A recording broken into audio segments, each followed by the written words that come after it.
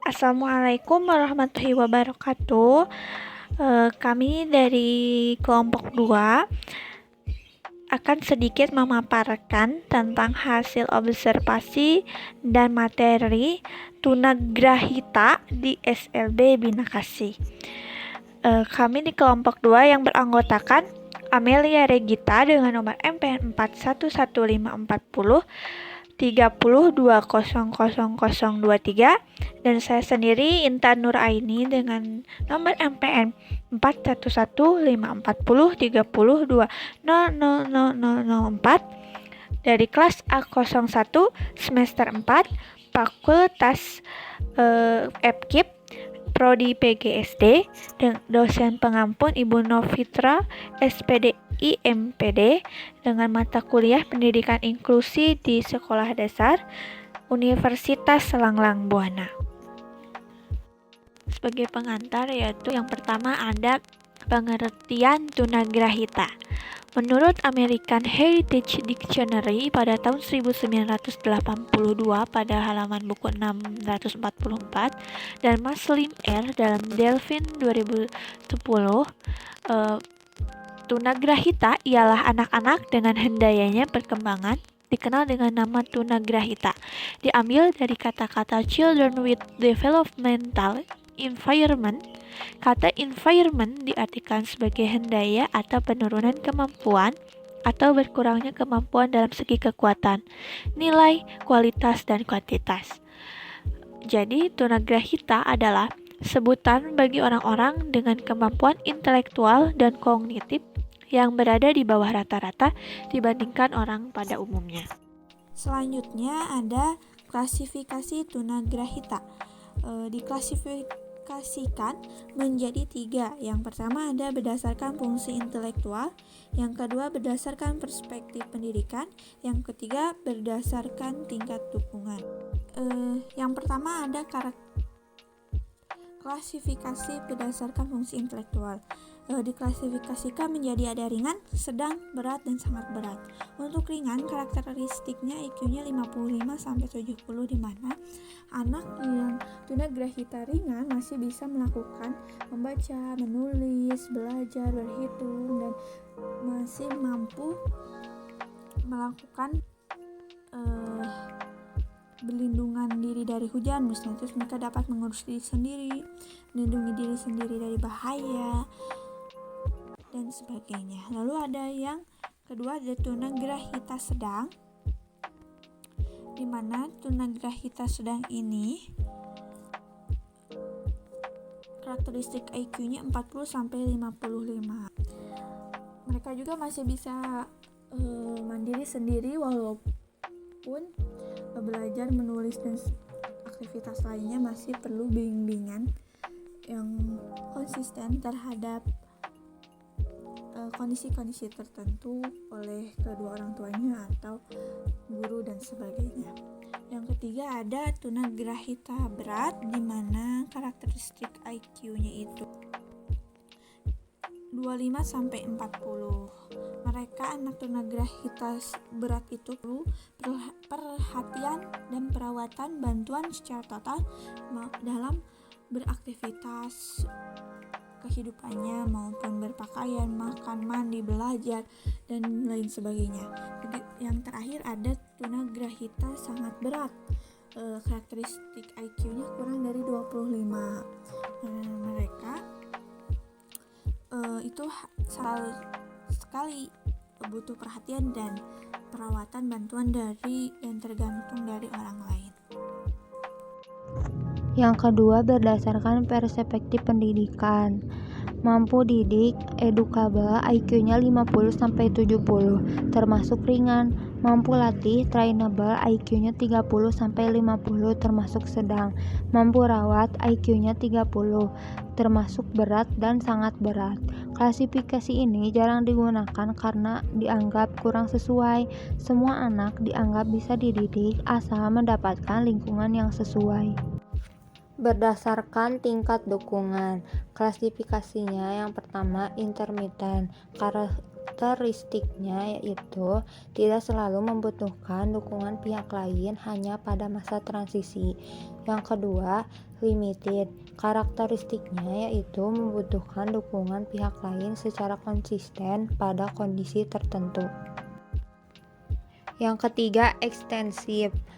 Karakteristiknya membutuhkan dukungan yang intensif untuk kegiatan sehari-hari di lingkungan tertentu. Yang keempat, pervasif. Karakteristiknya yaitu membutuhkan dukungan setiap saat di semua lingkungan. Karakteristik tunagrahita. Menurut Sumantri 2006, karakteristik anak tunagrahita adalah sebagai berikut. Yang pertama, keterbatasan inteligensi. Inteligensi merupakan kemampuan untuk mempelajari informasi dan keterampilan-keterampilan menyesuaikan diri dengan masalah-masalah dan situasi kehidupan baru. Belajar dari pengalaman masa lalu, berpikir abstrak, kreatif, dapat menilai secara kritis, menghindari kesalahan-kesalahan, mengatasi kesulitan-kesulitan, dan mampu untuk merencanakan masa depan. Yang kedua, keterbatasan sosial. Anak tunagrahita cenderung berteman dengan anak yang lebih muda usianya. Ketergantungan terhadap orang tua sangat besar, tidak mampu memikul tanggung jawab sosial dengan bijaksana, sehingga mereka harus selalu dibimbing dan diawasi. Yang ketiga, keterbatasan fungsi mental.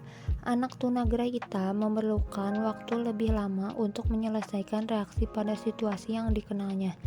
Mereka memperlihatkan reaksi terbaiknya bila mengikuti hal-hal yang rutin secara konsisten dialaminya dari hari ke hari. Anak tunagrahita tidak dapat menghadapi suatu kegiatan atau tugas dalam jangka waktu yang lama. Faktor penyebab tunagrahita menurut Aprianto 2012. Yang pertama, faktor keturunan. Yang kedua, gangguan metabolisme gizi. Yang ketiga, trauma dan zat adiktif. Yang keempat, infeksi dan keracunan. Yang kelima, masalah pada kelahiran. Yang keenam, faktor lingkungan.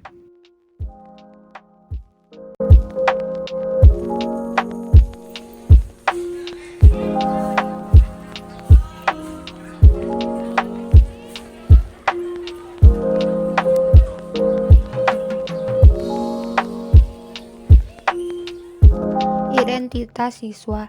Nama Dina Nurrahmadani, tempat tanggal lahir Bandung 31 Oktober 2005, jenis kelamin perempuan, umur 17 tahun, kelas 10 SMA.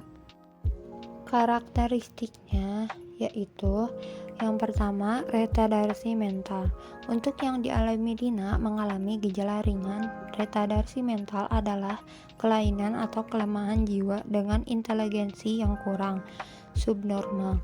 Sejak masa perkembangan, sejak lahir atau sejak masa anak, biasanya terdapat perkembangan mental yang kurang secara keseluruhan, tetapi gejala yang utama ialah inteligensi yang terbelakang. Yang kedua, developmental delay. Untuk kondisi developmental delay yang dialami Dina, ia terkadang lama dalam memahami materi dan terkadang lama memberi respon, dan dalam fisik tidak segesit anak normal. Selanjutnya, untuk hasil observasi kepada siswa Dina tentang klasifikasi ketunaannya, berdasarkan fungsi intelektualnya, Dina termasuk ke dalam kondisi ringan, di mana IQ-nya 55-70. Kondisi Dina masih bisa menulis, membaca, dengan misalnya kita memberi arahan. Dina menulis satu paragraf, yang menulis walaupun dengan lama jangka waktunya. Lalu untuk berdasarkan perspektif pendidikan, dia mampu dididik dan mampu juga sih dilatih, tapi dengan cukup lama ya untuk latih. Dalam mampu dididik, di mana IQ-nya 50-70 kan termasuk ringan, Dina ini mampu oleh guru. Setelah hasil observasinya, guru terhadap Dina itu menceritakan bahwa Dina dalam contoh keterampilan, lalu dalam sopan santun, dia masih bisa dididik oleh gurunya, oleh orang tuanya, dia masih bisa menangkap mana yang baik, mana yang buruk. Lalu untuk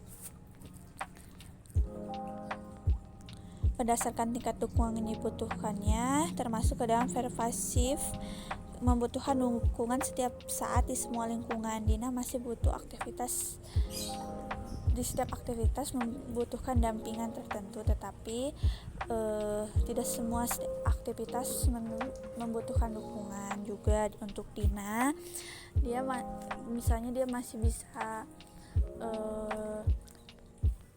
memakai sepatu sendiri, memakai baju sendiri walaupun agak sedikit lama, lalu masih bisa bersosialisasi sendiri, lalu makan sendiri. Tapi memang di kondisi-kondisi tertentu dia membutuhkan dukungan dari pihak lain secara konsisten. Lalu ada faktor penyebab ketunaan daripada siswa Dina, yaitu akibat sering sakit saat pasca Natal, yaitu setelah lahir siswa Dina ini sering sakit, dan akibat obat-obatan, suntikan-suntikan obatan medis. Dampak terhadap pembelajaran, sulit bersosialisasi. Dina ini tidak termasuk sulit bersosialisasi, hanya saja Dina ini pemalu.